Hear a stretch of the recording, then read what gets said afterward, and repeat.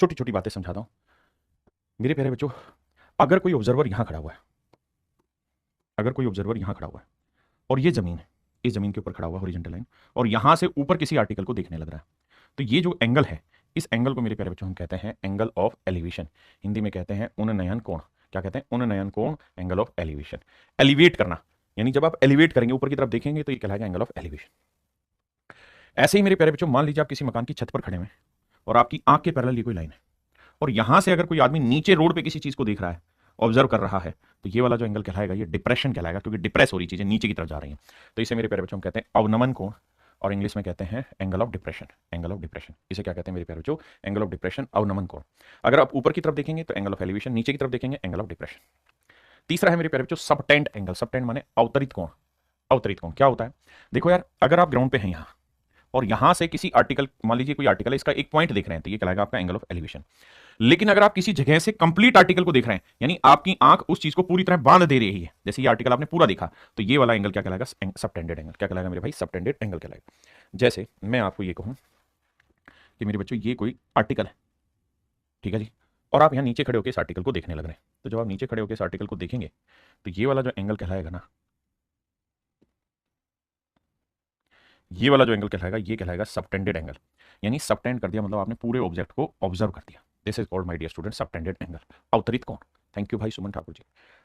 अब मेरे प्यारे बच्चों, जैसा आपने पीछे ट्रिग्नोमेट्री में पढ़ा, उसी का यूटिलाइजेशन करके हम कुछ चीजें नहीं बनाएंगे। पहली चीज ये कि अगर ये वाला एंगल 60 डिग्री है, अगर मेरे प्यारे बच्चों ये वाला कोण 60 डिग्री, अगर ये वाला कोण 60 डिग्री है, अगर ये वाला कोण 60 डिग्री है, तो ये वाला एंगल √3, ये वाली साइड की लेंथ √3 होगी, इस साइड की लेंथ 1 होगी, ये 2 होगी।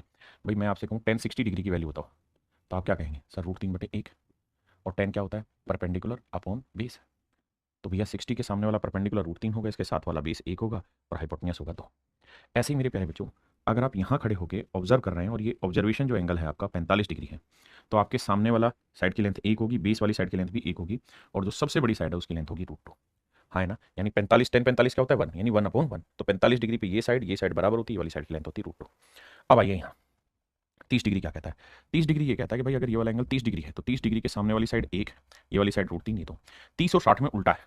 60 के सामने वाली साइड है √3, और 30 के साथ वाली साइड है √3। अगर मैं यहाँ 90 ले रहा हूँ, यहाँ 30 है, तो यहाँ नेचुरल है क्या रहा होगा? 60। तो देखो वही बात बन गई ना, 60 के सामने वाला √3, साथ वाला 1, जबकि 30 के सामने वाला 1, साथ वाला √3।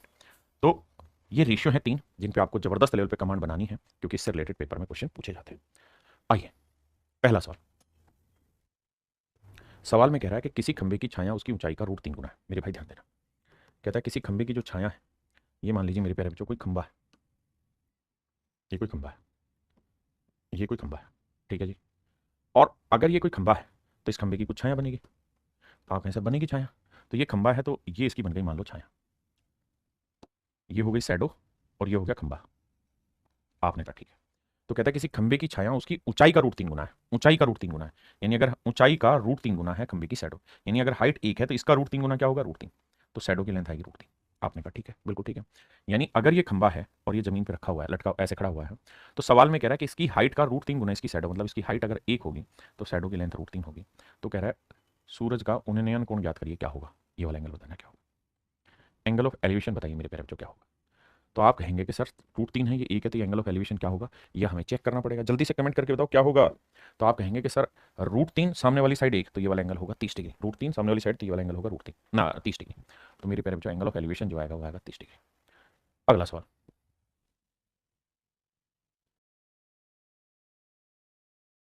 कह रहा है जी 5 मीटर ऊंची किसी दीवार के आधार से 5 √3 मीटर की दूरी पर झुकी हुई एक सीढ़ी के आधार पर उन्नयन कोण ज्ञात करिए। सवाल में कह रहा है 5 मीटर ऊंची किसी दीवार, ये है भैया 5 मीटर ऊंची कोई दीवार नहीं, ये दीवार नहीं है, सीढ़ी बनाएंगे। दीवार है मेरे भाई ये वाली, ये कोई दीवार है बाबू, ठीक है जी, ये दीवार।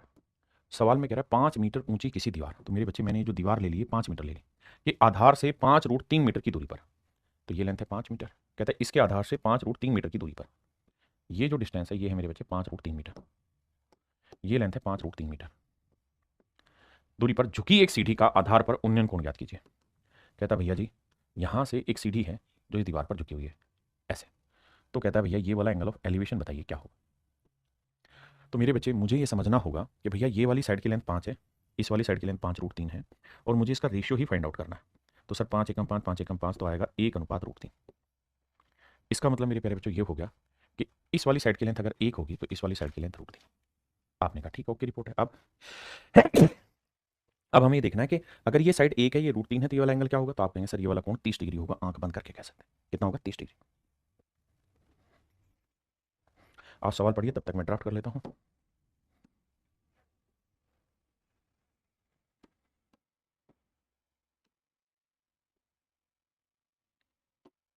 कह रहा है भाई किसी खंबे की छाया उसकी ऊंचाई के बराबर है। यानी अगर ये खंबा है और इसकी हाइट अगर 1 यूनिट है, तो इसकी जो ये छाया आ रही है सूरज की वजह से, जो ये छाया बन रही है, ये भी 1 ही यूनिट बन रही है। ऐसा मैं नहीं कह रहा, मेरे प्यारे बच्चों सवाल कह रहा है। कहता है इसकी हाइट भी क्या बन रही है जी? 1 ही यूनिट बन रही है। अब मेरे प्यारे बच्चों ध्यान देना, इसको इससे मिला देंगे। तो सवाल में ये कह रहा है कि ये वाला एंगल बताओ। तो मेरे प्यारे बच्चों रेशियो ध्यान दोगे तो ये सिखाया था कि अगर ये साइड 1 हो, ये साइड 1 हो, तो ये एंगल 45 है। अगर ये साइड 1 हो, ये √3, ये 2, तो ये 30 डिग्री है। 45 में 1 1 √2 होगी। अगर ये 60 डिग्री है तो ये √3, ये 1, ये 2 होगी। ठीक है जी, बस इसी का इस्तेमाल कर रहे हैं। तो ये कौन होगा? 45 डिग्री। अगर मैं ये आपसे पूछूं कि भाई ये लेंथ कितनी होगी, तो ये √2 होगी, अगर पूछा होता तो। बहुत सुंदर। कह रहा जी किसी खंबे की परछाई उसकी ऊंचाई का। तो अगर ये खंबे की ऊंचाई है तो ये उसकी परछाई होगी। कह रहा खंबे की परछाई शैडो जो है वो उसकी हाइट का, इसका हाइट का 1/√3 होना। ऐसा मैं कह रहा हूँ, ये सवाल सवाल कह रहा है the length of shadow of a vertical tower is 1/√3 times of its height. Shadow की जो लेंथ है वो हाइट का 1/√3 गुना। तो हाइट यहीं रखता हूँ, शैडो बटे ले आता हूँ, तो मेरे प्यार जो √3 ऊपर चला जाएगा, 1 नीचे आ जाएगा। तो यहाँ से रेशियो निकल के आएगा कि हाइट √3 होगी तो शैडो की लेंथ 1 होगी। वरना जो समझदार बच्चे वो जानते हैं कि हाइट का 1/√3 है, हाइट का 1/√3 है। मतलब अगर हाइट √3 होगी तो उसका 1/√3 यानी शैडो हो जाएगी 1, जिसको थोड़ी समझ है। तो मतलब मेरे प्यारे बच्चों अगर हाइट √3 है तो शैडो की लेंथ आ जाएगी 1। सवाल में मुझसे जानना चाह रहा है कि भैया ये वाला एंगल ऑफ एलिवेशन बताइए क्या होगा। तो आप कहेंगे ये 1 है, ये √3, तो ये वाला एंगल बनेगा 60 डिग्री। क्योंकि 60 डिग्री के सामने वाली साइड √3 होती, बटे वाली 1, और ये सबसे बड़ी भुजा होती 2। क्या आप सहमत हैं इससे? बहुत सुंदर। सवाल में कह रहे हैं मीनार की ऊंचाई और उसके आधार से कुछ दूरी पर स्थित एक बिंदु की दूरी का अनुपात। तो ये तो हो गई भाई मीनार की ऊंचाई, और इससे दूर यहाँ पे कोई पॉइंट होगा। कहता है इनकी लेंथ का रेशियो 57:19:3। भाई मैं लिखता हूँ, अगर आपको काटना आता है रेशियो में तो काटते हैं। 19 से काटेंगे, 19 3 57, तो आया 3:3। अब मैं इस बात की तो उम्मीद कर ही सकता हूँ कि आप इतने समझदार हों कि √3 एकम √3, √3 को √3 से गुना करोगे तो आएगा 3। यानी इनकी हाइट और मेरे प्यारे बच्चों इसकी पॉइंट से डिस्टेंस का रेशियो है √3:1। मतलब मेरे प्यारे बच्चों ये हाइट है √3, तो पॉइंट से इसकी डिस्टेंस है 1 यूनिट, और हमसे ये वाली वैल्यू पूछ रहा है। तो ये वाला एंगल क्या होगा जी? बताओ भाई। तो ये वाला एंगल हो जाएगा 60 डिग्री। ये होता है तो हाँ है ना। तो मेरा सही जो आंसर होगा मेरे प्यारे बच्चों वो हो जाएगा 60 डिग्री। पक्का कि कच्चा? पक्का।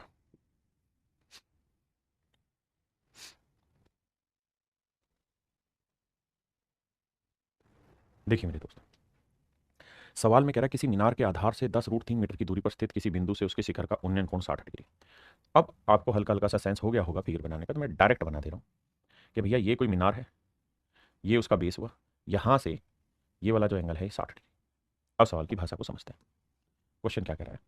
किसी मीनार के आधार से 10 √3 मीटर की दूरी पर, 10 √3 मीटर की दूरी पर स्थित किसी बिंदु से उसके शिखर का उन्नयन कोण, उन्नयन का मतलब एलिवेट करना, ऊपर की तरफ देखना।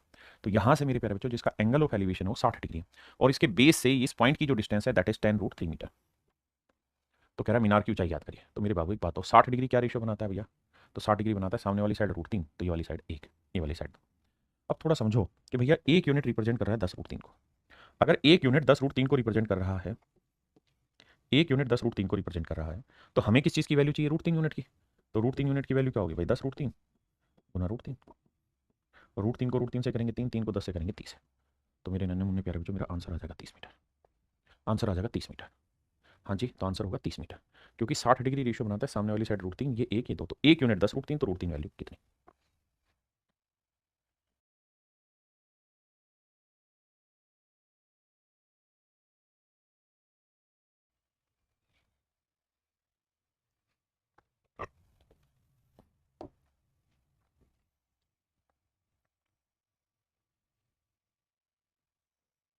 आइए भाई, ये कोई पतंग उड़ा रहा है, यहाँ से एक आदमी लेके ऐसे डोर पकड़ के पतंग उड़ाने लग रहा है मेरे भाई। हाँ जी, सवाल में कह रहा है कि 50 मीटर धागे के साथ, यानी जो धागा है ये 50 मीटर। भाई पतंग सीधी हवा में ऐसे तो जाएगी नहीं कि यूं उड़ाएंगे तो यूं यूं देखने, नहीं, पतंग तो यूं आती है दूर, ऐसे एलिवेट करता है एंगल। तो कह रहा है 60 डिग्री के उन्नयन कोण पे उड़ रही है। बिल्कुल ठीक है। अब यदि पतंग की डोरी में कोई ढील ना हो, मतलब ये ढीली नहीं है, ये बिल्कुल सीधी है, मतलब ट्रायंगल की हाइपोटेन्यूस है, ऐसे कहना चाह रहा है। तो पतंग की डोरी में कोई ढीलापन नहीं हो तो ये बताइए उड़ रही पतंग की आधार से ऊंचाई बताइए, यहाँ से इसकी हाइट बतानी है। तो मेरे प्यारे बच्चों 60 डिग्री का रेशियो होता है, सामने वाली साइड √3, ये वाली साइड 2, ये वाली साइड मेरे बच्चे 1 यूनिट। अब अब 2 यूनिट रिप्रेजेंट कर रहा है 50 मीटर को, तो 1 यूनिट की वैल्यू 25, बिल्कुल ठीक है। तो 2 यूनिट 50, 1 यूनिट 25, तो √3 यूनिट की वैल्यू आएगी 25 √3 मीटर, और 1 यूनिट की वैल्यू 25। ये मेरा आंसर आ गया। तो हमसे क्या पूछा है, आधार से ऊंचाई, तो आधार से ऊंचाई होगी 25 √3 मीटर, बी।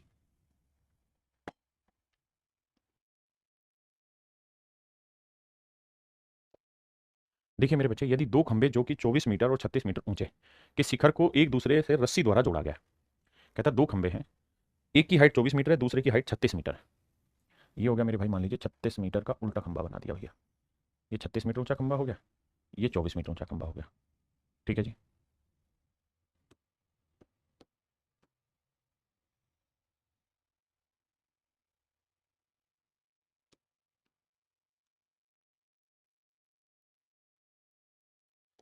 अब सवाल में कह रहा है कि दो खंभे जिनकी ऊंचाई 24 मीटर और 36 मीटर है, यानी इसकी हाइट 24 मीटर है और इसकी हाइट मेरे प्यारे बच्चों 36 मीटर है। आपने कहा जी ठीक बात है। अब अगर दोनों की हाइट सेम है तो सवाल ना, दोनों की हाइट अलग अलग है, तो सवाल में कह रहा है इनके शिखर को एक रस्सी द्वारा जोड़ा गया, एक रस्सी द्वारा मेरे प्यारे बच्चों हमने इनको बांध दिया, ऐसे ऐसे बांध दिया, ठीक है जी। तो ये रस्सी जब बांधोगे तो ऐसे भी आ सकती है, आप कहेंगे बिल्कुल ठीक है, यहाँ तक की बात समझ में आ रही है। कहता है दोनों सिरों को रस्सी से बांध दिया, थोड़ा सा ज्योमेट्री का यूज होगा, दोनों सिरों को जब रस्सी से बांधा गया तो यदि रस्सी क्षैतिज के साथ 60 डिग्री का कोण बना रही है, क्षैतिज का मतलब होता है क्षैतिज के पैरेलल भी अगर कोई लाइन है तो उसके साथ भी 60 डिग्री का कोण बना रही है। तो ये धरती है, तो धरती के पैरेलल में कोई भी लाइन खींचूंगा तो वो भी 60 डिग्री का कोण बनाएगी इसके साथ, वो ये कह रहा है। कह रहा भैया ये वाला जो कोण है ये 60 डिग्री बना रहा है, ऐसा मैं नहीं कह रहा, सवाल कह रहा है। आप कहें ठीक है सर ये 24 है तो ये लेंथ भी 24 होगी, बिल्कुल ठीक है। पूरी क्या है साहब 36, 36 में से 24 घटाएंगे क्या बचा 12, 60 डिग्री क्या रेशियो बनाता है √3, ये 1 ये 2।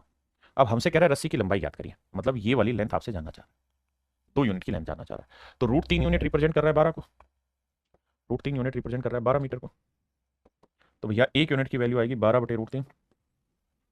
तो हमसे क्या पूछ रहा है, हमसे पूछ रहा है 2 यूनिट की लेंथ बताइए, तो 2 यूनिट की लेंथ क्या होगी बेटे। अब या तो आंसर ऐसे दे देंगे या फिर इसका हर का प्रीमेकरण कर देंगे, तो √3 से ऊपर गुना √3 से नीचे, और √3 को √3 से किया 3, 3 चौके 12, 4 दूनी 8, तो आंसर होगा 8 √3 metre. That is option B, that is option B, है ना। ये नहीं है, ये तो सिर्फ समझाने के लिए बताइए कि क्षैतिज के साथ बेसिकली पैरेलल लाइनों को एक कॉन्सेप्ट होता है, दो पैरेलल लाइनों को ट्रांसवर्सल लाइन काटेगी तो ये एंगल और ये एंगल बराबर है। तो अगर आप ये सोच रहे हैं कि क्षैतिज के साथ ये 60 है तो ये लाइन और ये वाली लाइन पैरेलल है, तो ये 60 है तो ये भी 60 होगा।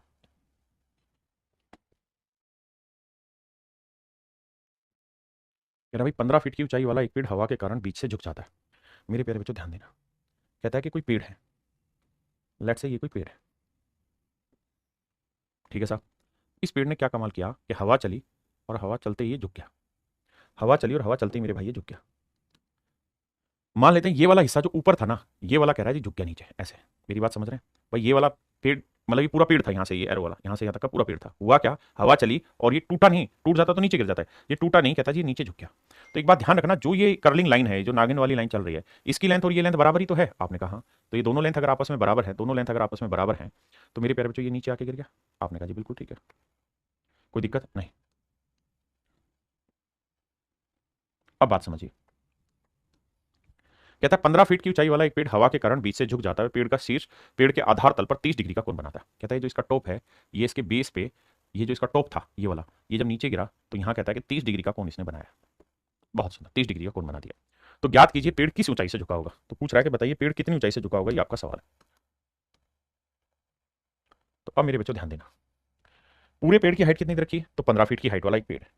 तो मेरे बच्चे 30 डिग्री क्या बताता है, 30 डिग्री बता रहा है भाई ये वाली साइड होगी 1, तो ये वाली साइड होगी √3, और ये वाली साइड होगी मेरे प्यारे बच्चों 2।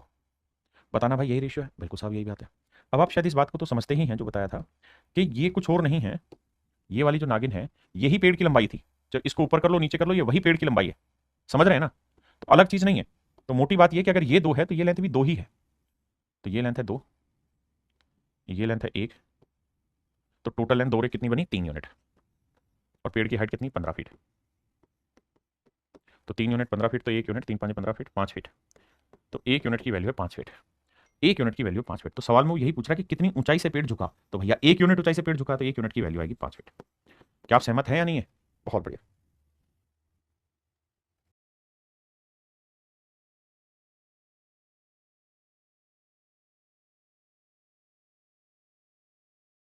देखो मेरे दोस्त, सवाल में कह रहा है कि telegraph post is bent at a point about the ground due to stop. कहता है आंधी के कारण एक खंभा टूट गया।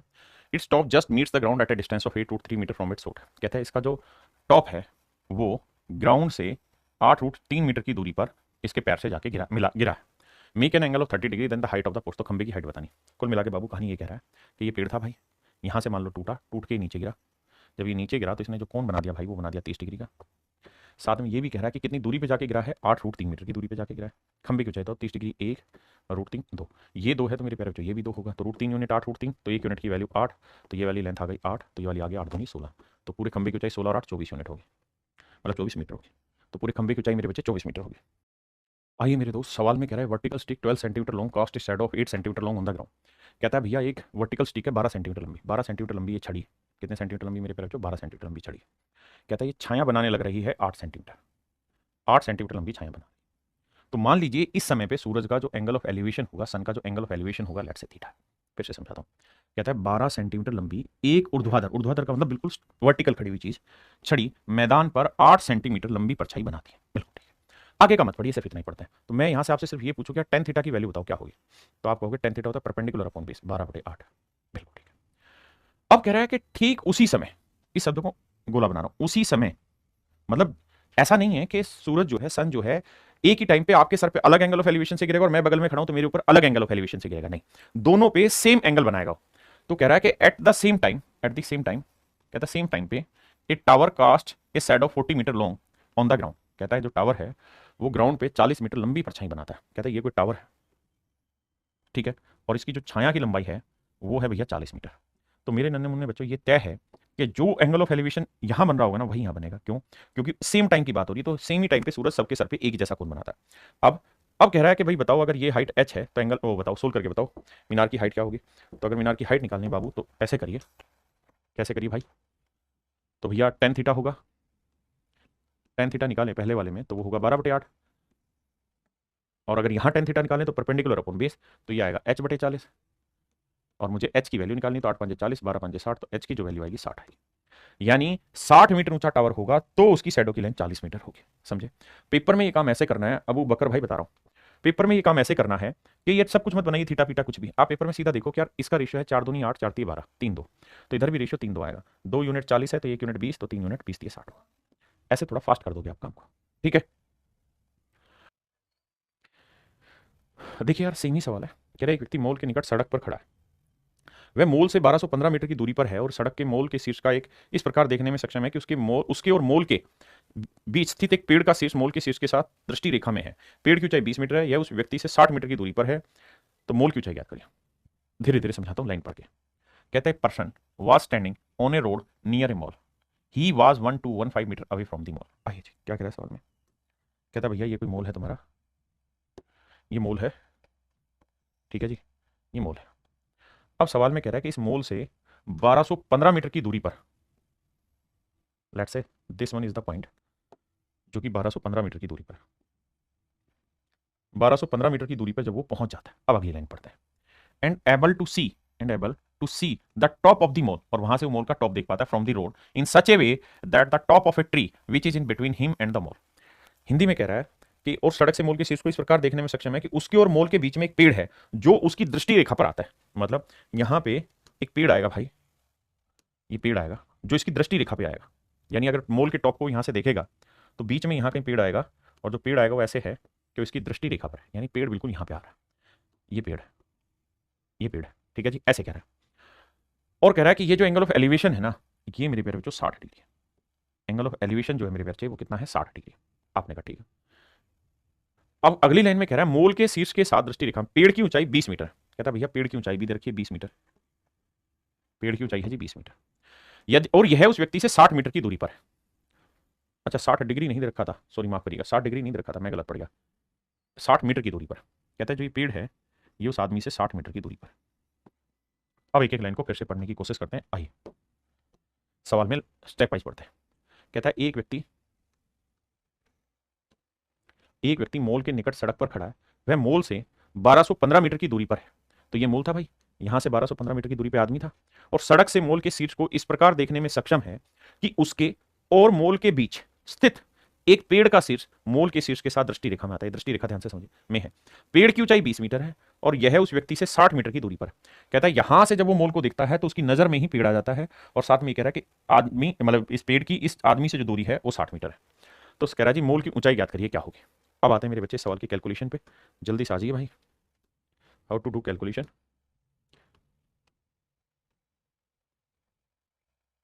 देखो भाई,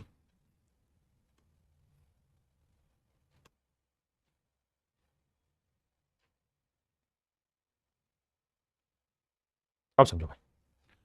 देखो यार, ये एंगल समझदार के लिए थीटा है, अभी के लिए मान लीजिए थीटा है। तो मैं कहूं कि यार इस वाली ट्रेंगल में ये परपेंडिकुलर हुआ, ये बेस हुआ। आप कहेंगे बिल्कुल। तो परपेंडिकुलर बेस का रेशियो क्या है सर? तो टेन थीटा, वो होगा 20/60। बिल्कुल ठीक है। और इसी रेस्पेक्ट में अगर मेरे दोस्त मैं बात करूं यहाँ पे, तो ये परपेंडिकुलर हुआ, ये बेस हुआ, ये ट्रायंगल ले रहा हूं मैं। तो परपेंडिकुलर ये वाला हुआ और बेस ये वाला हुआ 1215। तो यहाँ पे भी तो टेन थीटा वही दौड़ेगा जो दौड़ा रहे हैं। हाँ, तो यहाँ टेन थीटा हो जाएगा। ये हाइट अगर मैं एच मान लूँ तो एच अपोन में बेस 1215। 20 एकम 20, 20 30 60, 3 से घटाएंगे 3 चौक 12, 3 5 15। तो हाइट जो निकल के आएगी वो 405 आएगी। इसका मतलब मेरे पेड़ जो पेड़ की जो हाइट निकल के आई वो 405 मीटर है ना, सॉरी, इसके टावर की जो हाइट आई वो 405 मीटर हो गया। क्या आप मेरी बात समझ पाए? जी सुमन ठाकुर भाई, जल्दी से बताइए मेरे भाई, इस बात को समझ पाए कि नहीं? एक बार फास्ट एंड फास्ट कमेंट करे हर एक बच्चा, तभी मैं अगले सवाल पे जाऊंगा, अदरवाइज यहीं पंगे डाल दूंगा। जल्दी बताइए कितने बच्चे समझ गए? जो समझदार बच्चे हैं वो 10 मैन का इस्तेमाल नहीं करेंगे, वही की काम करेंगे कि 20 30 60। तो हाँ हाँ हाँ, हटाओ सर, इनका रेशियो 1:3 है। तो आंख बंद करके सर इसका रेशियो 1 होगा तो ये लेंथ 3 होगी, तो 3 यूनिट इतना है, तो 1 यूनिट 405 आएगा। They will not solve like me, वे मेरी तरह सोल्व नहीं करेंगे। मिली यादव को समझ आया, राहुल मौर्य भाई को समझ में आ गया? जल्दी से कमेंट करो मेरे बच्चे, जिन जिन बच्चों को समझ आया, तभी तो पता चले। शिवाजी कुमार, आदित्य राज, प्रिया, मिली यादव, सुमन ठाकुर, बहुत बढ़िया। दीपांशु कुमार, प्रिया, बहुत बढ़िया मेरे प्यारे। अब आगे बढ़ते हैं।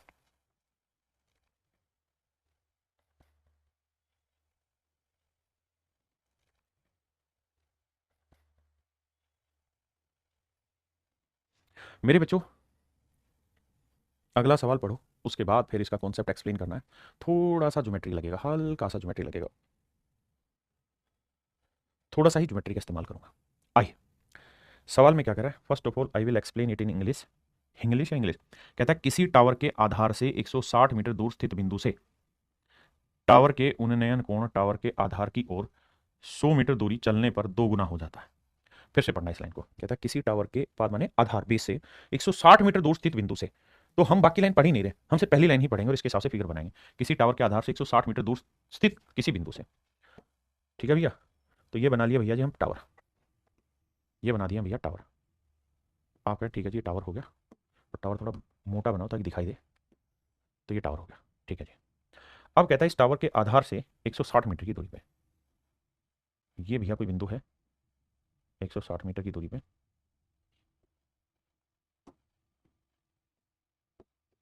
160 मीटर की दूरी पर ये कोई बिंदु है, ठीक है जी। अब आगे लाइन पढ़ते हैं, इंग्लिश में भी यहां तक की बात समझा देता हूं भाई।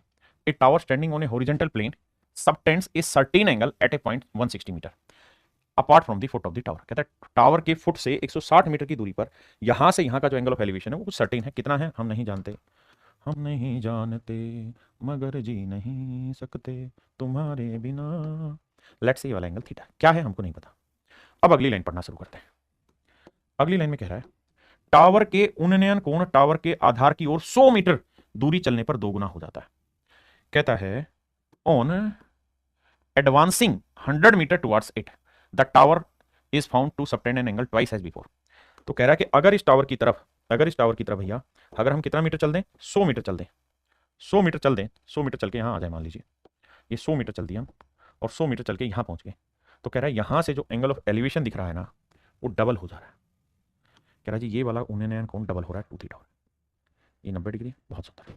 अब आराम से मेरे प्यारे बच्चों इस बात को समझो ताकि फिर आगे बढ़े, कोई जल्दबाजी नहीं। कह रहा है जी यहाँ पे अगर कोई एंगल ऑफ एलिवेशन थीटा था तो यहाँ वही एंगल ऑफ एलिवेशन 2 थीटा हो जा रहा है। कहता है टावर की हाइट बताइए।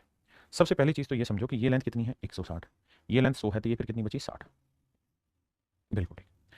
अब आते हैं इसी को सॉल्यूशन की तरफ। मैं उम्मीद करता हूं कि लैंग्वेज समझ में आ गई होगी, एक बार 10 सेकंड फिर भी पढ़ें।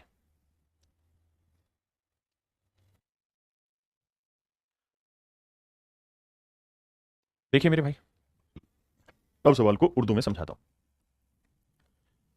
एक कहानी है जिसे हम कहते हैं ज्योमेट्री, जिसको आप आने वाले वक्त में पढ़ेंगे, लेकिन अभी के लिए उस ज्योमेट्री की कुछ बेसिक चीजें समझानी है। पहली चीज मेरे प्यारे बच्चों ये कि अगर किसी त्रिभुज की दो साइडें बराबर है, जैसे ये वाली साइड और ये वाली साइड, अगर ये दोनों ही साइडें मेरे प्यारे बच्चों आपस में बराबर है, अगर किसी ट्रायंगल की कोई दो साइडें आपस में बराबर हैं, तो मेरे प्यारे बच्चों तीसरी साइड के साथ बनने वाला कोण हमेशा ही बराबर होगा। यानी तीसरी साइड के साथ इधर एंगल थीटा बनेगा तो तीसरी साइड के साथ इधर भी एंगल थीटा ही बनेगा। फिर से अपनी बात समझाता हूँ। यदि किसी त्रिभुज की दो भुजाएं बराबर हैं तो तीसरी साइड के साथ बनने वाले कोण भी बराबर होंगे। पहला नियम। दूसरा ज्योमेट्री का नियम है, आगे सिखाऊंगा कैसा क्यों होता है। दूसरा नियम ये कि अगर किसी ट्रायंगल में कोई दो एंगल आपस में बराबर है, अगर दो कोण बराबर है, तो मेरे प्यारे बच्चों नियम ये भी है कि इनके सामने आमने की भुजाएं भी बराबर होंगी, आमने सामने की भुजाएं बराबर होंगी। अगर ये दोनों एंगल इक्वल हैं तो अपोजिट साइडें भी इक्वल होंगी, और अगर अपोजिट साइडें इक्वल हैं तो ये एंगल भी इक्वल होंगे। हाँ है ना। अब अगला नियम क्या कि सर किसी भी त्रिभुज के ये तीनों कोणों का योग 180 होता है, तो ये क्या बना इस ट्रायंगल का एक्सटर्नल एंगल। बिल्कुल ठीक है, मैं सिखाऊंगा एक ऐसा क्यों होता है, वेट करना। लेकिन ज्योमेट्री में ये इस त्रिभुज का बाह्य कोण बना एक्सटर्नल एंगल। तो नियम है कि किसी त्रिभुज का जो एक्सटर्नल एंगल है, जो बाह्य कोण है, वो जो है वो हमेशा ही उसके इंटरनल अपोजिट, इस इंटरनल के अपोजिट ये दो एंगल इनके जोड़ के बराबर है, यानी अल्फा प्लस गामा। अगर मेरे बच्चे मैं यहां आपसे ये पूछूं कि भाई ये वाला एंगल निकालिए क्या होगा, तो ये इस ट्रायंगल का एक्सटर्नल एंगल है, तो इसके इंटरनल के अपोजिट, तो इसके अपोजिट ही तो दो कोण है, तो इन दोनों कोणों के जोड़ के बराबर होगा, तो अल्फा प्लस बीटा होगा। ये वाला मेरे प्यारे बच्चों क्या है, इसका बाह्य कोण एक्सटर्नल एंगल है, तो एक्सटर्नल एंगल इसके इंटरनल अपोजिट एंगल के सम के इक्वल होगा, यानी बीटा प्लस गामा। ये कोण इसके अंतः सम्मुख कोणों के योग के बराबर होगा, बीटा जमा गामा। आपने कहा जी ठीक है। मतलब ये है कि अगर मैं आपको अपनी तरफ से ये कह दूं कि भाई ये बताओ ये वाला कोण 2 थीटा है, ये वाला कोण थीटा है, तो बताओ ये वाला कोण क्या होगा। ये ज्योमेट्री है, घबराना नहीं, आपको करानी है। या और सिंपल फॉर्म बनाता हूं, मैं कह रहा हूं ये वाला कोण 40 डिग्री है, ये वाला कोण 10 डिग्री है, ये वाला कोण बताओ क्या होगा। बताओ भाई, कमेंट क्या करो यार, ढीले मत रहा करो भाई, ढीलो हो जाते हो तुम तो यार। तो इस बात को समझना कि ये इस ट्रायंगल का एक्सटर्नल एंगल है और किसी त्रिभुज का बाह्य कोण उसके अंतः सम्मुख कोणों के योग के बराबर होता है। तो अगर ये 40 है, ये 10 है, तो ये हर हाल में क्या होगा मेरे बच्चे, तो आप कहेंगे ये हर हाल में सर 30 डिग्री लेना होगा, ये हर हाल में 30 डिग्री लेना होगा, तभी तो सेट बैठेगा। और एग्जांपल लेके समझाता हूं। मान लीजिए ये वाला कोण 80 डिग्री है, ये वाला कोण 5 डिग्री है, क्या मुझे बता सकते हैं ये वाला कोण क्या होगा। तो आप कहेंगे सिंपल है सर, सेम ही तो फंडा इस्तेमाल करना है। कि नहीं, कलर बदलना होगा ना। कि सर ये देखिए, ये एक्सटर्नल एंगल हुआ, इंटरनल अपोजिट एंगल के सम के इक्वल होगा, तो सर ये वाला होगा 85 डिग्री, 85 डिग्री। क्या आप मेरी बात समझ पाए। अरे हाँ या ना, बोलो भैया। मान लीजिए मैं आपको ये कह दूं कि ये वाला कोण 10 है, ये वाला कोण 80 डिग्री है, ये वाला बताइए क्या होगा। तो आप ये कहेंगे ये एक्सटर्नल एंगल है, बाह्य कोण हमेशा अंतः सम्मुख कोणों के योग के बराबर होता है, ज्योमेट्री की प्रॉपर्टी, ज्योमेट्री में मारेंगे गोली। तो 80 है तो ये 10 है, तो ये कितना होगा 70 डिग्री, तभी तो भैया दोनों का जोड़ 80 बैठेगा। हाँ जी। अब जरूरी बात है, मैं कहूं कि मेरे बच्चों ये वाला कोण है 2 थीटा, ये वाला कोण है थीटा, तो ये वाला कोण बताइए क्या होगा। तो आप कहेंगे सर एक तो बात समझ का नहीं रहे हैं कि ये एक्सटर्नल एंगल है, और अगर ये एक्सटर्नल एंगल है तो इंटरनल अपोजिट एंगल के सम के इक्वल होगा, मतलब ये कोण जमा ये कोण बराबर इसके होगा। और सर ये 2 थीटा है, ये थीटा है, तो नेचुरल ये थीटा ही लेना होगा, तभी तो थीटा थीटा 2 थीटा बैठेगा, और कोई इलाज थोड़ी है इसका। अगर ऐसा मामला आपने सेट कर दिया है तो आइए भाई सेटिंग बैठाते हैं।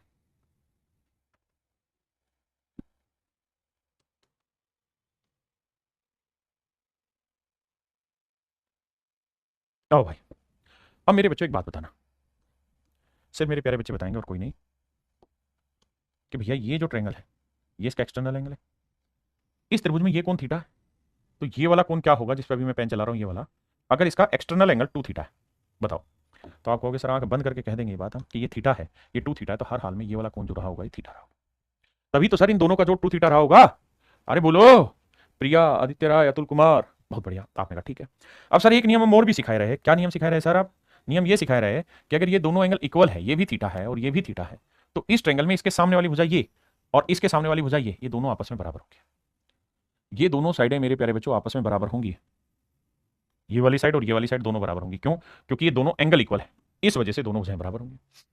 हाँ सर, बात तो ठीक कह रहे हो आप, ये ज्योमेट्रिकल प्रॉपर्टी कही आपने, आप कहो और हम मान लें, ऐसा क्यों करें, तो सिखाया भाई। तो ये 100 मीटर होगा तो ये लेंथ भी क्या होगी 100 मीटर। भाई ये वाली साइड और ये वाली साइड दोनों आपस में बराबर होंगी, अभी प्रूव किया, और ये लेंथ थी 100 मीटर तो ये भी 100 मीटर होगी। अब एक चीज बताओ, ट्रिपलेट तो खूब अच्छे से रगड़ रगड़ के पढ़ाया आपको। अगर ये लेंथ 100 मीटर है गधो, ये राइट एंगल है, ये 80 मीटर है, तो ये कितनी होगी बताओगे। या तो पाइथागोरस थ्योरम लगा के सोल्व करेंगे, या आप क्या करोगे 100 और 80 का रेशो ले लोगे, 100 और 80 का रेशो लोगे तो 20 चौक 80, 20 5 100, 4:5। सर 4:5 का ट्रिपलेट होता है? हाँ भाई होता है ना, 3:4:5, 3:4:5। तो अगर 20 चौक 80 है, 20 5 100 है, तो 20 3 60 भी तो होगा सर। तो सर ये वाली साइड कुछ नहीं 60 मीटर होगी। कितने बच्चे ऐसे जिनको ट्रिपलेट याद है? तो भैया आंसर होगा 60 मीटर। अब इसका मतलब ये, अरे मैंने गलत लिख दिया, मैंने गलत लिख दिया, ये 80 थी भाई, 80 नहीं 60 था, माफ करिएगा, ये निकालनी थी हमने, माफ करिए भाई, बेस था 60, ये था 100, माफी चाहता हूँ भाई। रेशियो लोगे तो 20 3 60, 20 5 100, 3:5, तो 3:5 है तो 4 ट्रिपलेट होता है, 3:4:5, तो 3 20 60, 5 20 100, 4 20 80। तो इसका मतलब मेरे प्यारे बच्चों ये वाला जो साइड की लेंथ होगी 80 मीटर होगी। ये लेंथ क्या होगी मेरे प्यारे बच्चों? 80 मीटर। यही मेरे सवाल का उत्तर होगा। ये 60 है, ये 100 है, ये 80 होगी। वैसे भी एक ट्रिपलेट होता है 6 8 10, तो उससे भी आप इस सवाल का उत्तर निकाल सकते हो 80 मीटर। बताओ भाई कितने बच्चों को समझ आया?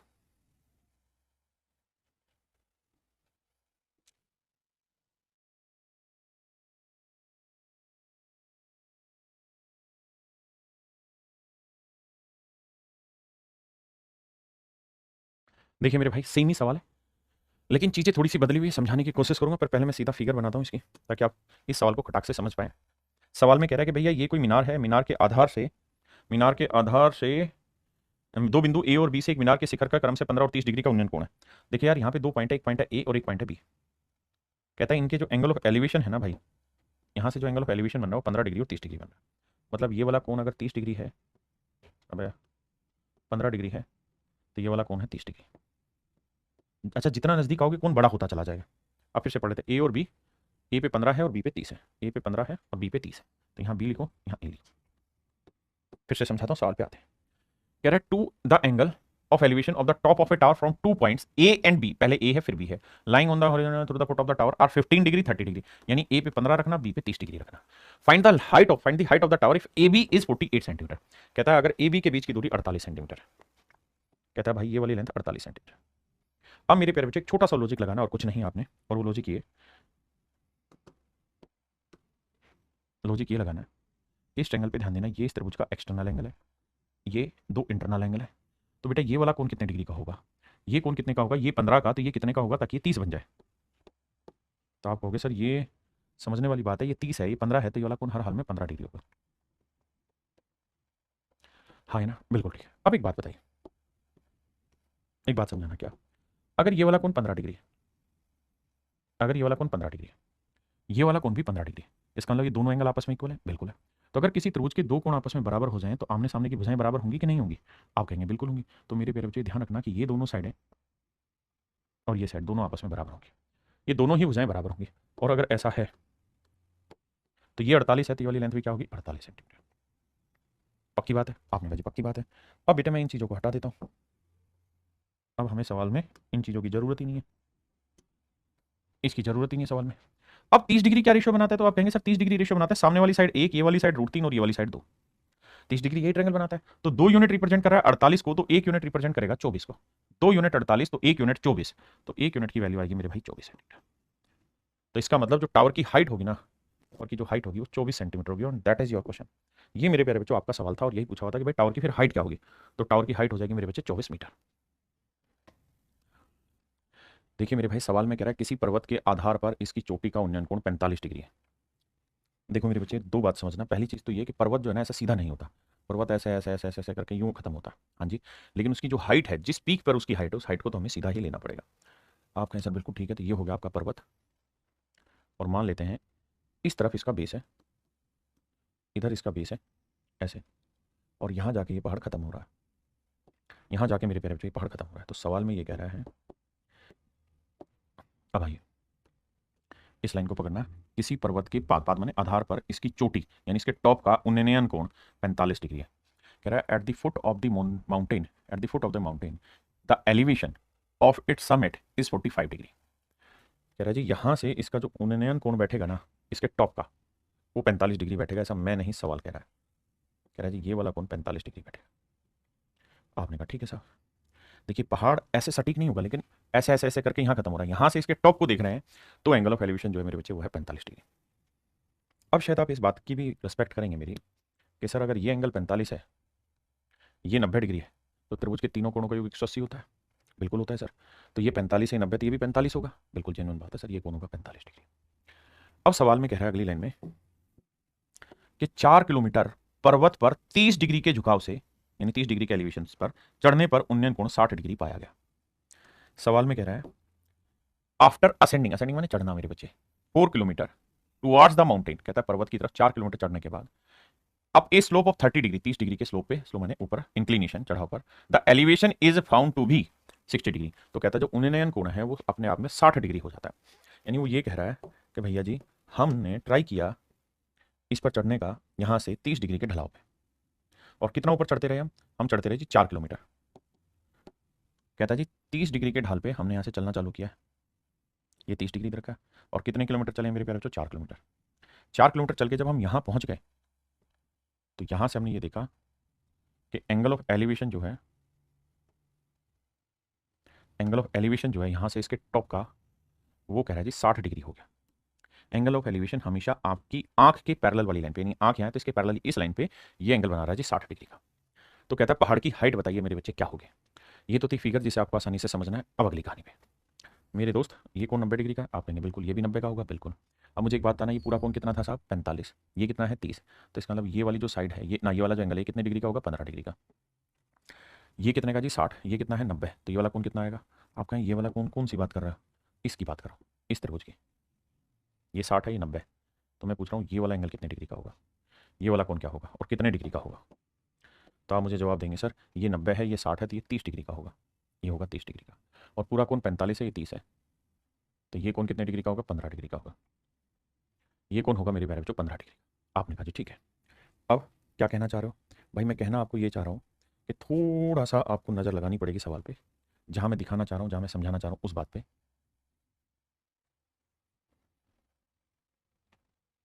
और वो नज़र ये है, नज़र नज़र की बात है कि भैया ये है पॉइंट, इस पॉइंट से ये वाली साइड की लेंथ है 4 किलोमीटर, बिल्कुल, और इसी पॉइंट से ये वाली साइड की लेंथ है 4 किलोमीटर।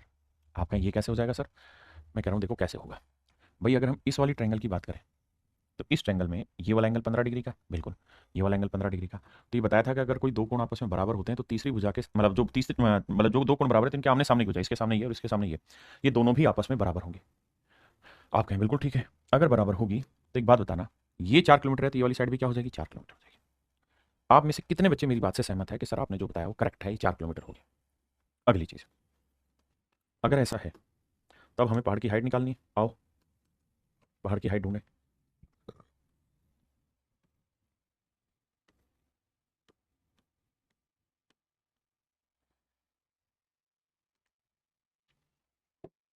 देखिए मेरे प्यारे बच्चों, अब एक बात बताना मेरे भाई, ये राइट एंगल ट्रायंगल है, ये साइड 4 किलोमीटर आई, ये मैंने प्रूव कर दिया, आप कहेंगे बिल्कुल ठीक है। तो ये बताओ ये 30, अब इस पूरे को मैं बाहर ले जाता हूँ, ये बताओ ये 30 डिग्री, 30 डिग्री क्या रेशियो बनाता है, सामने वाली साइड 1, तो ये वाली साइड 2, तो ये वाली साइड √3। आप कहेंगे बिल्कुल ठीक है, इसमें कोई आपत्ति नहीं है सर। अब एक बात समझिए कि 2 यूनिट रिप्रेजेंट कर रहा है 4 किलोमीटर को, तो 2 यूनिट 4 किलोमीटर, तो 1 यूनिट 2 किलोमीटर, तो ये लेंथ आएगी 2 किलोमीटर, मतलब यहाँ से यहाँ तक की लेंथ होगी 2 किलोमीटर। बिल्कुल ठीक है। 60 डिग्री क्या रेशियो बनाता है मेरे प्यारे बच्चों, 60 डिग्री रेशियो बनाता है √3, 1, 2, तो 2 यूनिट 4 किलोमीटर, तो 1 यूनिट 2 किलोमीटर, तो √3 यूनिट हो जाएगा 2 √3 किलोमीटर। 2 √3 किलोमीटर मेरे प्यारे बच्चों, ये वाली लेंथ हो जाएगी यहाँ से यहाँ तक की। तो पूरे पहाड़ की हाइट कितनी होगी, 2 √3 और 2, 2 √3 जमा 2, तो आंसर हो जाएगा ट्वाइस ऑफ √3 + 1। ये हो जाएगी मेरे प्यारे बच्चों पहाड़ की हाइट, और ये आपका बिल्कुल एब्सोल्यूट करेक्ट आंसर। अब मैं इसका एक शॉर्ट ट्रिक आपको समझाना चाह, ठीक है बेटा आरती, मैं क्वेश्चन में अंडरलाइन नहीं करूंगा, मैं उसको करूंगा कि आपको ना डाउट हो क्रिएट। अब मैं इस पर एक शॉर्ट ट्रिक बता रहा हूँ जो आपको पेपर में ध्यान रखनी है। हमेशा ऐसा सवाल होगा कि सवाल ये कहेगा कि भाई एक पॉइंट से पहाड़ी की टॉप का एंगल ऑफ एलिवेशन 45 डिग्री है, फिर कहेगा एक आदमी ने 30 डिग्री के स्लोप पे चलना चालू किया, ये फिक्स है डाटा, हमेशा ये मिलेंगे। 30 डिग्री के स्लोप पे चलना चालू किया है, कितने किलोमीटर चलना चालू किया, मान लेते हैं W किलोमीटर चलना चालू किया है। उसके बाद जब वो यहाँ पहुंचा तब उसने देखा कि यहाँ से उसकी आंख पे एंगल ऑफ एलिवेशन जो बन रहा है वो बन रहा है कितना, 60 डिग्री। यहाँ पे उसकी आंख पे जो एंगल ऑफ एलिवेशन बन रहा है 60 डिग्री। तो आपसे सवाल में देखो यहाँ वाला 45 देगा, फिर ये 30 देगा, ये 60 देगा, ये फिक्स एंगल, ये सीडीएस में आता है। तो अब पूछेगा ये कि पहाड़ की हाइट बताइए, एसएससी ने पूछा वैसे, तो पहाड़ की हाइट निकालने का तरीका होगा इन सवालों की शॉर्ट ट्रिक, जितनी भी डिस्टेंस वो चला है वॉक किया वो बटे 2 इंटू में √3 + 1। जैसे अपने सवाल में कितने किलोमीटर चला था, 4, तो W की वैल्यू थी 4 किलोमीटर, तो भैया 4 किलोमीटर को 2 से काटोगे तो आएगा कितना 2, तो आंसर होगा twice of √3 + 1 kilometre. So my dear student that is your answer. ये मेरे प्यारे बच्चों आपका सही उत्तर होगा।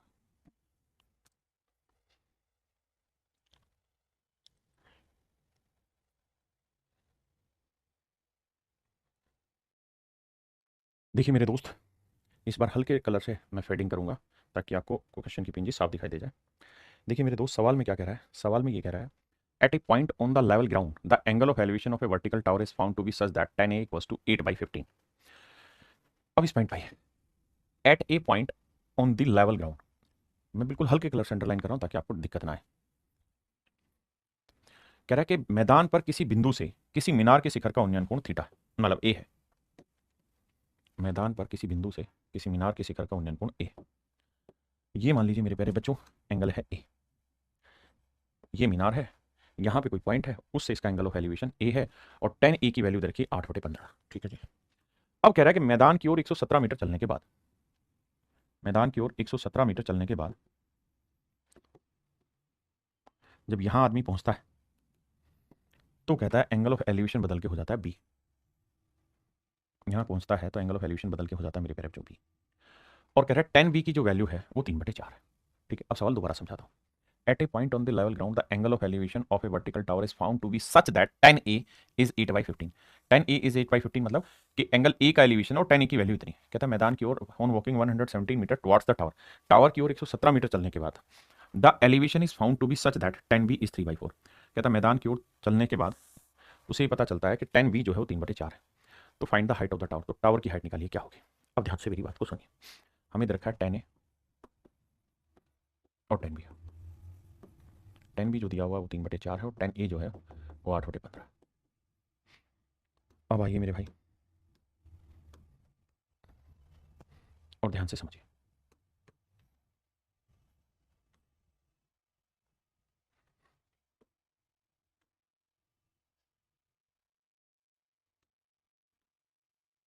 अब मेरे बच्चों एक बात समझना, ये फिगर दीजिए। ठीक है, अगर ये फिगर है मेरे प्यारे बच्चों तो ये मीनार है, ये मीनार की हाइट है।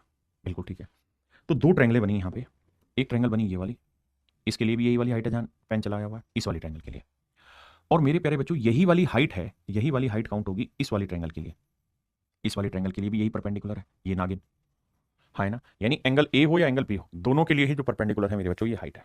अब तो सर अब ध्यान इस बात पे देना है कि टेन जो होता है वो रहता है परपेंडिकुलर अपॉन बेस।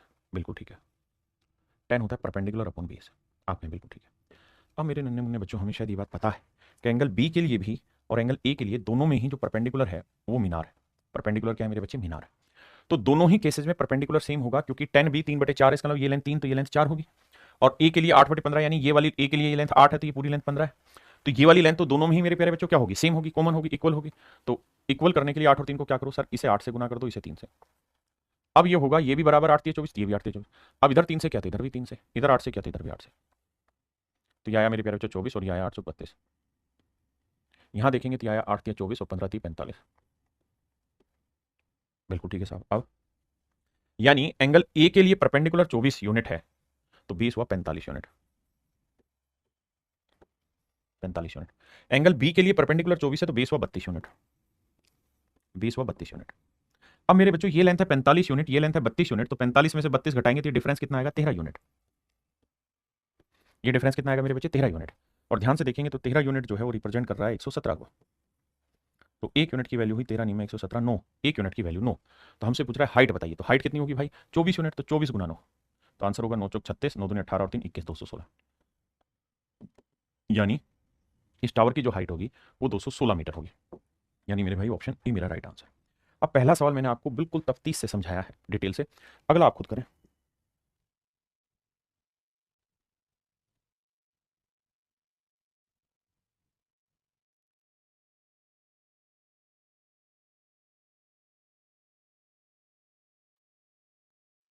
कह रहा है मैदान पर किसी बिंदु से किसी मीनार के शिखर का उन्नयन कोण की स्पर्श जया 5/4 12 है।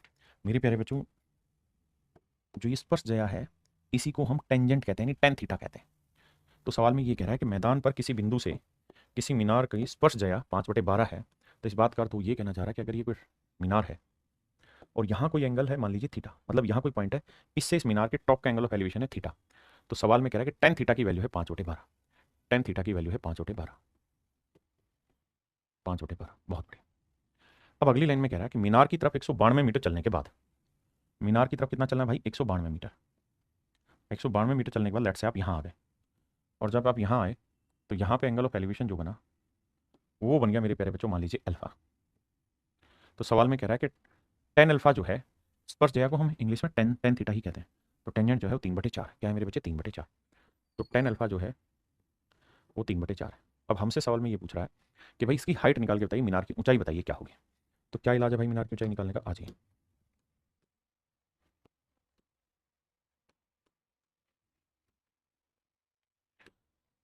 आइए मेरे भाई, अब आप जानते हैं टेन थीटा के लिए भी परपेंडिकुलर यही लाइन और अल्फा के लिए भी परपेंडिकुलर यही लाइन है, तो दोनों में परपेंडिकुलर सेम करो।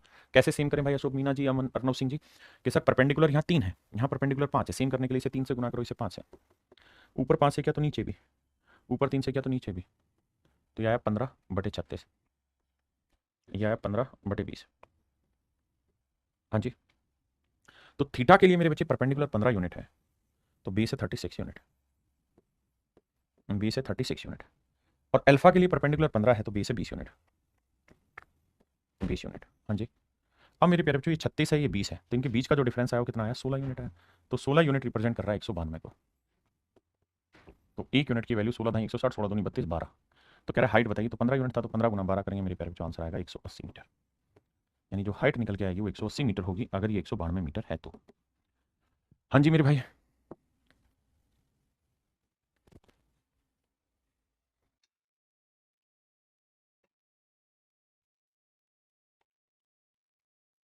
आइए मेरे भाई, सवाल में कह रहा है from the top of 75 metre high tower the angle of depression of 2 points P and Q are on opposite side on the base of the tower on level ground is theta and phi. सवाल को पढ़ने की कोशिश करिए। मैं अक्सर अपने बच्चों को एक ही चीज़ कहता हूँ, जिस बच्चे ने सवाल पढ़ना सीख लिया ना, उसने सिलेक्शन भी निकाल लिया। अब मेन बिंदु क्या क्या है उस पर फोकस करते हैं। पहला मेन बिंदु है भाई, from the top of 75 metre high tower the angle of depression of 2 points P and Q are on opposite sides of the base of the tower on level ground is theta and phi। कहता 75 metre ऊंचे tower के शीर्ष से भूतल पर विपरीत दिशाओं में स्थित दो बिंदु P और Q पर टावर के अवनमन कोण थीटा और फाई। एक बात मैं यहां समझाना चाह रहा हूं, मान लीजिए मेरे प्यारे बच्चों, आप यहां खड़े होके इस पॉइंट की तरफ देखने लग रहे हैं, तो जो एंगल बनाएंगे ना आप, वो हमेशा ही मेरे प्यारे बच्चों आपकी आंख के पैरेलल लाइन पे बनेगा। तो ये वाला जो एंगल होता है ये कहलाता है एंगल ऑफ डिप्रेशन, ये कहलाता है एंगल ऑफ डिप्रेशन। हाँ जी, और नीचे का जो बेस है, नीचे का जो बेस है उसके पैरेलल ये वाली लाइन होगी। तो ज्योमेट्री में एक प्रॉपर्टी होती है, उस प्रॉपर्टी को हम कहते हैं क्या, Z property, alternate interior angle, कि जहां जेड बन जाए ना तो जेड के कोने वाले एंगल हमेशा ही बराबर होते हैं। कि अगर ये वाला एंगल थीटा है ना सर, तो ये वाला एंगल भी थीटा ही होगा। इन्हें हम कहते हैं अल्टरनेट इंटीरियर एंगल। सेम ऐसे ही यहां से अगर मैं इधर नीचे देखूँ एंगल ऑफ डिप्रेशन बनाऊंगा, तो डिप्रेशन बनेगा मेरी आंख के पैरेलल यहाँ। तो ये वाला एंगल अगर फाई है ना, तो ये वाला एंगल भी फाई होगा, जस्ट बिकॉज जेड बन जाएगा, अल्टरनेट इंटीरियर एंगल बन जाएंगे, अल्टरनेट इंटीरियर एंगल बन जाएंगे, इस वजह से एंगल मेरे बच्चे सेम आएगा।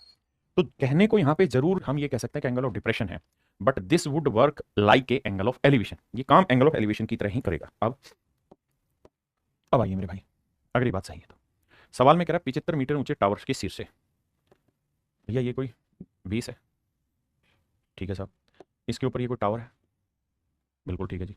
कहता है इसके टॉप से यहां से एंगल ऑफ डिप्रेशन है दोनों एंड पे, दोनों एंड पे एंगल ऑफ डिप्रेशन है, यहां वाला एंगल ऑफ डिप्रेशन अलग है, यहां वाला एंगल ऑफ डिप्रेशन अलग।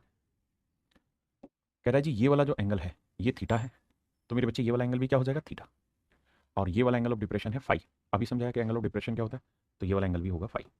यानी डिप्रेशन माने नीचे की तरफ देखना, ऊपर खड़े नीचे की तरफ देखना, तो आपकी आंख के पैरेलल जो लाइन है इससे नीचे की तरफ आप देखने लग रहे हैं। तो इनकी जरूरत नहीं है, डिप्रेशन तो सिर्फ समझने के लिए कि फिगर में कहां है एंगल।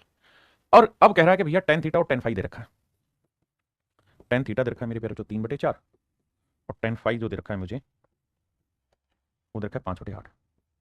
मैं अच्छे से जानता हूँ कि थीटा के लिए भी परपेंडिकुलर यही और फाई के लिए भी परपेंडिकुलर यही। सेम करो भाई, इधर 5 से, इधर 3 से, इधर 5 से करो, इधर 3 से करो, तो 15/20 है, यहाँ मेरे भाई 15/24। यानी फाई में परपेंडिकुलर 15 होगा, फाई में परपेंडिकुलर 15 तो 20 हो जाएगा 24। थीटा के लिए परपेंडिकुलर 15 होगा तो 20 हो जाएगा 20। अब सवाल में कह रहा है कि भैया जो टावर है वो 15 यूनिट मीटर ऊंचा नहीं है, टावर है 75 मीटर ऊंचा। और उसने कहा कि अपोजिट डायरेक्शन में, यानी टावर के बेस एक इधर है तो दूसरा इधर है। ठीक है जी, तो 15 यूनिट रिप्रेजेंट कर रहा है 75 को, तो एक यूनिट की वैल्यू 15 5 75 5 मीटर। तो कह रहा है कि टोटल लेंथ बताओ दोनों टावर के बीच की, तो 20 और 24 44 यूनिट है, और एक यूनिट की वैल्यू कितनी मेरे प्यारे बच्चों 5, तो 44 यूनिट की वैल्यू क्या होगी 5 20 5 20 और 2 22 222 मीटर 220 मीटर। तो मेरे प्यारे बच्चों मेरा सब सही आंसर होगा वो 220 मीटर। हाँ जी,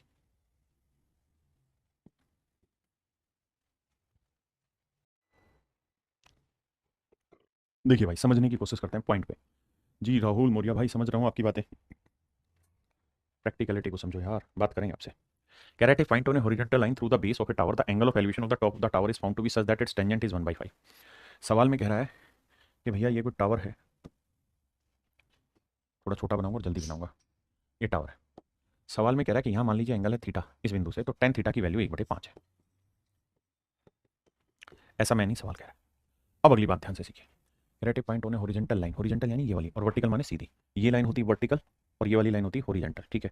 तो हॉरिजॉन्टल लाइन पर किसी बिंदु से इसके टॉप का एंगल ऑफ एलिवेशन क्या है टावर का, वो मान लीजिए थीटा, तो टेन थीटा की वैल्यू 1/5 है। अब कहता हूँ walking 138 metre towards the tower, tower की ओर 138 मीटर चलने के बाद, यानी यहाँ से जब हम 138 मीटर चल लेंगे, 138 मीटर चल के यहाँ आ गए, हाँ जी, तो कह रहा है कि एंगल बदल गया। तो लेट से यहाँ एंगल आ गया अल्फा। अब अगली लाइन ध्यान से देखना, कहता है secant of the angle of elevation is found to be this, और सीकेंट को हिंदी में कहते हैं कोटिजया, कोटिजया कोटिजया रूट 193/12 मिलता है। यानी मेरे प्यारे बच्चों सीकेंट अल्फा की जो वैल्यू है वो रूट 193/12। तो सवाल में कह रहा है टावर की हाइट बताइए मेरे प्यारे बच्चों क्या होगी। आइए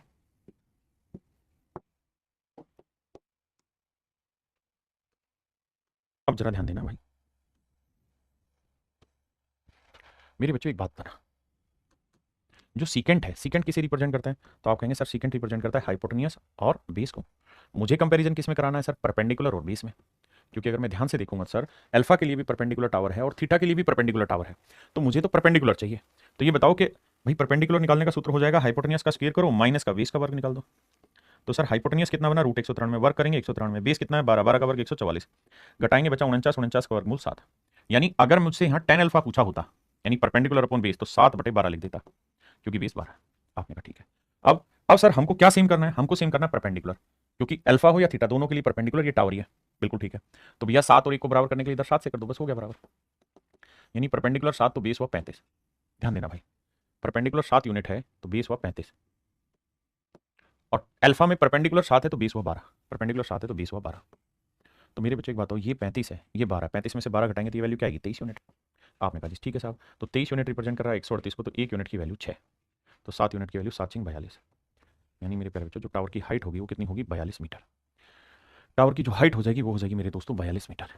बताइए कितने बच्चों का आंसर ठीक है, कमेंट में फास्ट, कितने बच्चों का आंसर 42 मीटर आया, और मेरे निकालने से पहले वो उस पॉइंट को समझ गए थे कि आंसर कैसे निकलेगा, प्लीज कमेंट में फास्ट।